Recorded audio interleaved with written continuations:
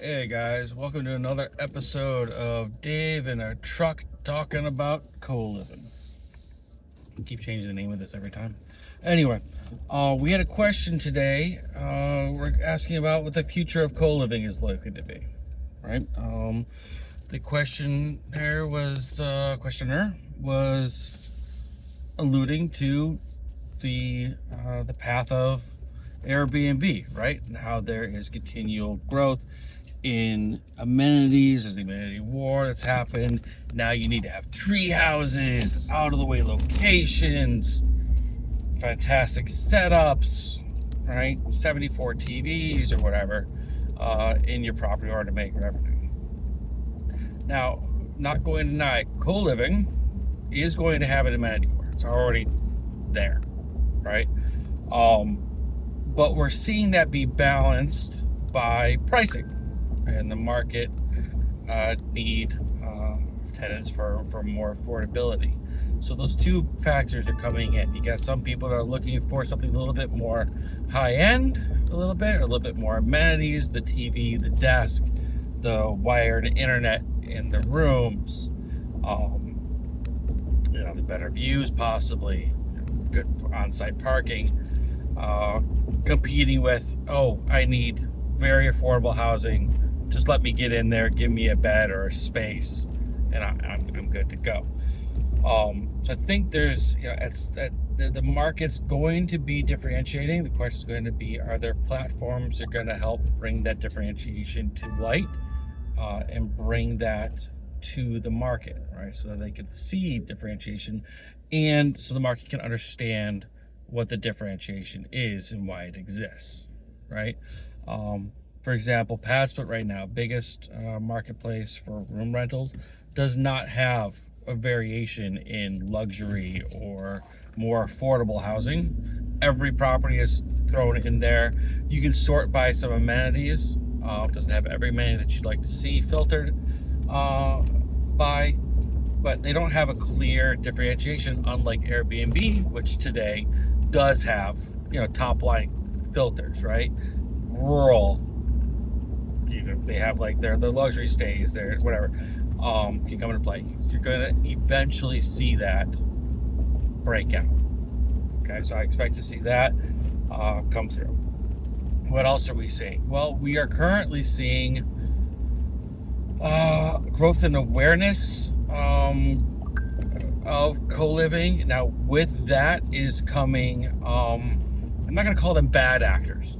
What I'm going to differentiate is that there are people that are operators, like myself. They focus on operations and making sure you have long-term performance and potential in a property. When we're running in numbers, we're looking to make sure that ongoing cash flow is there. You have others that are there that are focused on lower acquisition costs. Oh, it's only $25,000 down. Get in on it now. Without a real understanding focus on ongoing operations. And we're seeing this in the sub 2 team groups. We're seeing this with some builders that are raising capital come through. Poor operational guidance for some of them, not all of them. Some of them are fantastic. I'm not naming and shaming, just be aware of what's out there. But lower state acquisition price. Get in now for a little bit. Challenge there is, if you are a new investor, you're doing your due diligence. That's your role. You're the investor. You are their due diligence. When you talk to people, well, do your own due diligence before you pick it up. But if you don't know how to operate, if that's not your focus, if you've been thinking my whole focus in my life is on acquisitions, you're going to be thinking, this is a great deal. I get it for a little out of pocket. I'm going to run with it. You're not going to know even the right questions to ask. And that's what we're starting to see. We've been seeing is that people just don't know the right questions to ask in a large part, which is why my focus is in that operational area. That's why my focus on education is in that operational area. That's why the school, we got version 1 and I'm revamping it for V2, more on that later, is focused on operations, right? You make your money during acquisition, you keep it during operations. All right. So what we're seeing again is differentiation in what is available in market. And there are real challenges for people that are looking to get into the game, lacking the right education on the right way to do their due diligence so that they end up with a property that works. Now, I can speak from not personal experience because I've always had the focus on operations, but I have been brought in to consult with people that have been screwed by unscrupulous buyer or individuals that get you in the whole idea of a little bit down and end up with a property that just does not work. Okay. There's a group of over 40 people that were screwed over by one guy. There are several other groups of 8 to 12 people that have been brought in and talked to. They've been screwed over by individuals.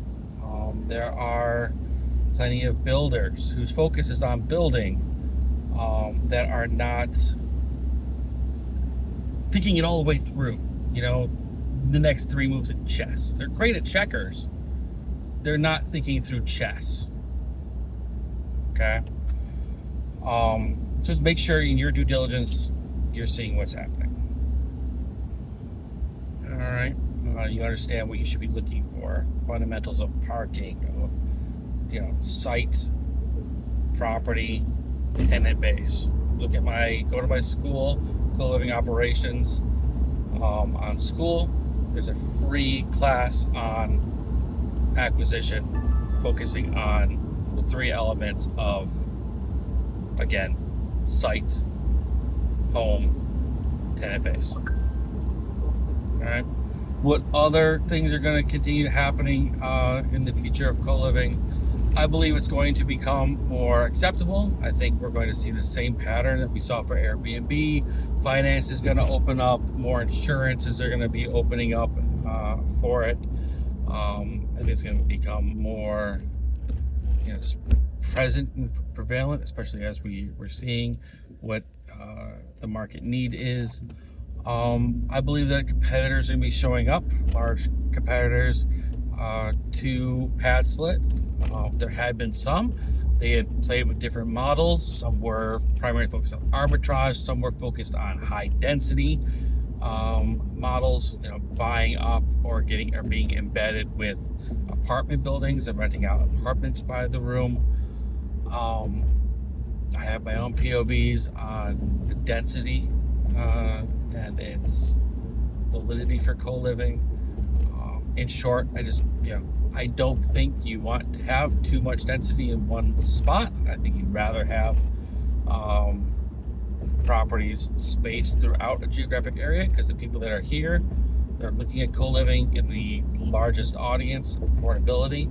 They want to be near work, so if you concentrate everything in one location, you're not best serving the community or your tenants. And at some point, they're going to make a choice between saving money or saving time on their drive. And that's just another question you're putting in their minds. Okay, so that's my rambling thoughts on how we're going to be seeing the future of co-living progress. Again, in a nutshell, we're going to continue seeing amenities increase, but also the downward pressure on amenities by increasing affordability need. I think it's going to split the market greater. I think it's going to end up being more present and defined across the largest tool sets. I think we're going to continue to see differences in philosophy of acquisition operations. I think a lot of people are going to continue to get hurt, investor side, just by lacking education when they're doing due diligence on properties, as more people jump in on the acquisition side for things, whether it is builds, whether it is sub 2, whether it is just other projects, buying properties that are too small to ever make good, valid co-living properties, but thinking, this is a great way to do it, and not really, again, understanding the full expense coming through. I think that we're going to see increasing awareness across insurance and financing sectors of the offering, where it's going to start, people are going to be coming up with more and more solutions for it, just as they did for Airbnb. A big trigger for that is going to be an independent third party, just like AirDNA was for Airbnb, that when developed will allow for potentially NOI-based pricing, bring in not only property value but business value when these projects are trading hands. Okay, that's it. Have a good one, y'all. CoLivingOperations.com, CoLiving Operations the Facebook group, CoLiving Operations the YouTube, CoLiving Operations the school. I'm here for you.